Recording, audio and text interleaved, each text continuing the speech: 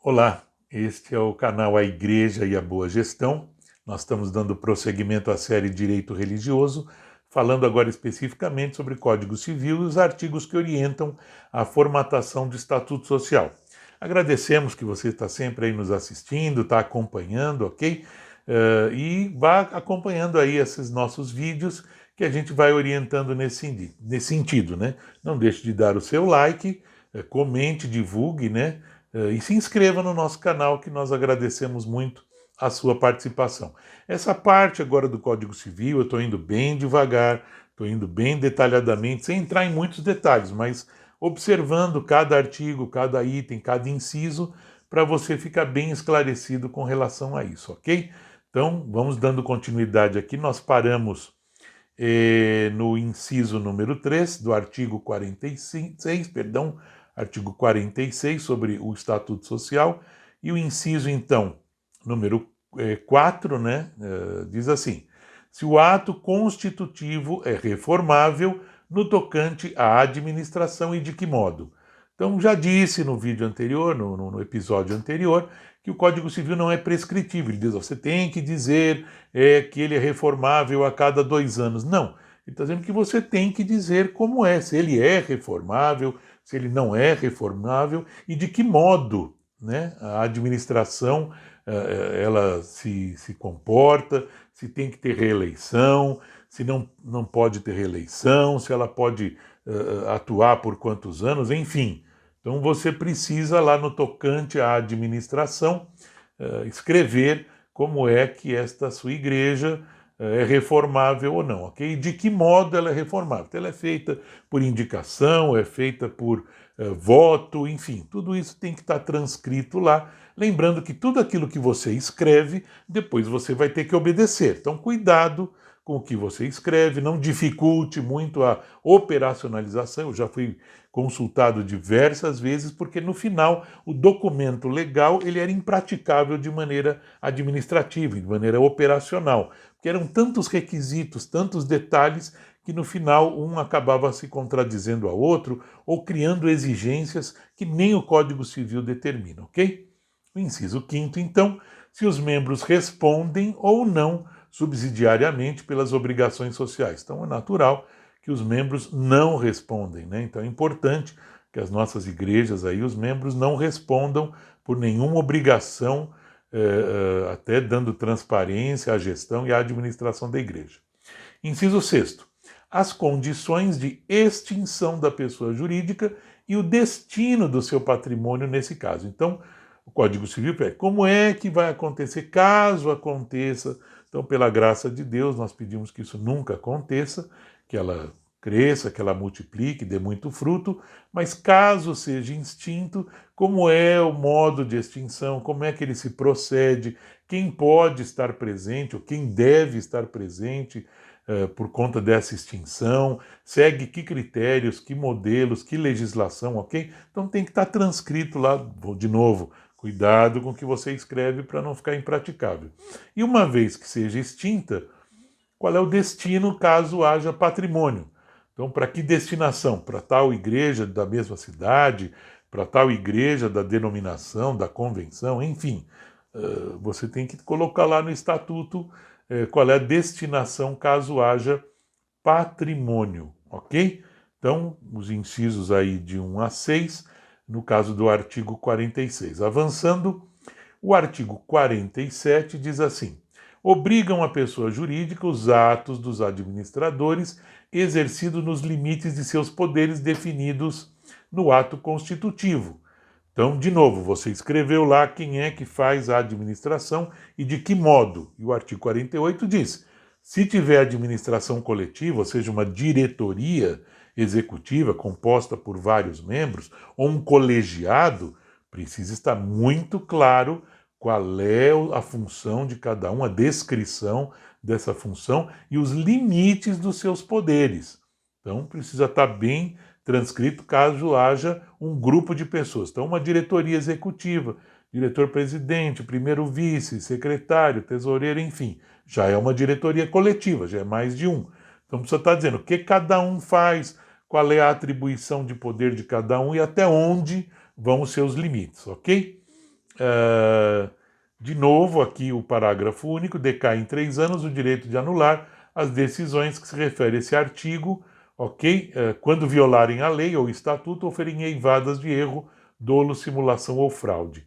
Então, de novo, aí há uma decadencidade de 3 anos com relação a isso. Esse parágrafo único é muito complicado porque, no caso de erro, tudo bem, pode haver erro na condução, mas no caso de dolo, simulação ou fraude, pode ter aí até uma questão criminal envolvida, isso é muito complicado, por isso que é bom que você crie vários modelos, várias formas dentro da sua igreja, para que todos os procedimentos administrativos, não necessariamente transcritos em estatuto, mas que você tenha práticas de compliance, né, que a gente costuma dizer.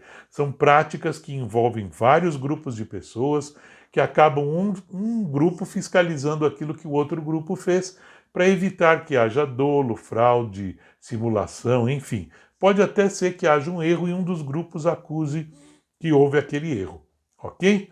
Bom, vamos avançar, e o artigo 48A é algo que foi incluído pela medida provisória 1085 de 2021, que eu já citei em vídeo anterior, em episódio anterior, que diz assim: as pessoas jurídicas de direito privado, sem prejuízo do previsto em legislação especial ou em seus atos constitutivos, poderão realizar as suas assembleias gerais por meio eletrônico, inclusive para fins do disposto do artigo 59, respeitados os direitos previstos de participação e de manifestação. Então aqui ele diz que por meio eletrônico. É lógico que isso veio aí a partir da Covid, pela impossibilidade de se reunirem presencialmente. Então a própria legislação, o próprio Código Civil já autoriza, mesmo que não esteja constante no seu estatuto social, que pode haver assembleia por meio eletrônico, então o próprio Código Civil autoriza. Existe aí o Sistema Eletrônico de Registros Públicos, né, que é o SERP.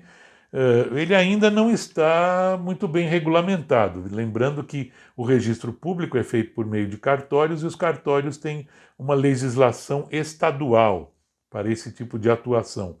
Então, como é uma lei muito nova, os cartórios ainda não estão muito bem preparados com relação a isso. O que nós sempre indicamos, sempre apresentamos é que uma boa administração reflete uma boa atuação com os órgãos de autoridades do seu município. Então tenha um bom relacionamento com o seu cartório, né? É sempre bom ter um ótimo relacionamento com o cartório, para que ele conheça a igreja, para que ele conheça a forma de atuação da igreja. Esse relacionamento é muito útil para que o cartório, então, conheça a igreja, ok?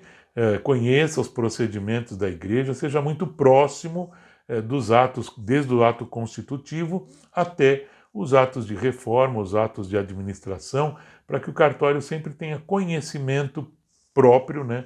Um conhecimento muito próximo de como a igreja funciona, para que ela comece a dar um bom testemunho na sua região. Isso sempre é fundamental.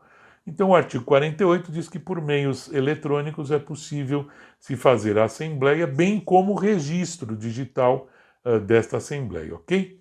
O artigo 49, então, se a pessoa jurídica vier a faltar, o juiz, a requerimento de qualquer interessado,